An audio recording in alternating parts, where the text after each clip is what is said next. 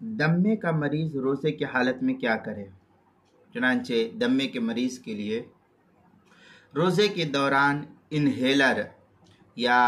وینٹیلین یا پتہ نہیں وینٹیلین کہتے ہیں، بہرحال جو بھی ہے،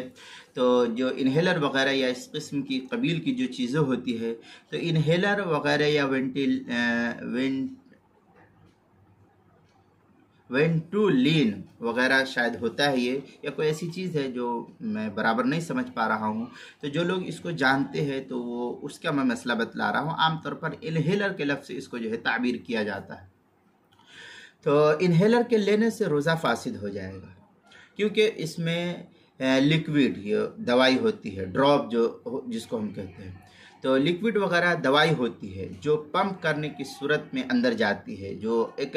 ہوا کے ذریعے سے اندر حلق کے اندر داخل ہو جاتی ہے، اور جب دوائی اندر جاتی ہے تو اندر جانے سے روزہ فاسد ہو جائے گا، قضا لازم ہوگی۔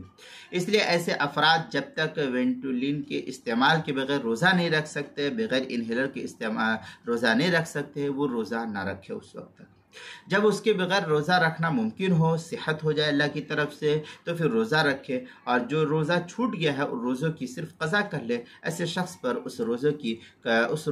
کفارہ نہیں، صرف قضا رکھ لینا ضروری ہوگا اس کے لیے۔ چنانچہ در مختار میں ہے وَمَفَادُهُ أَنَّهُ لَوْ أَدْخَلَ حَلْقُهُ الدُّخَانَ أَفْطَرَ،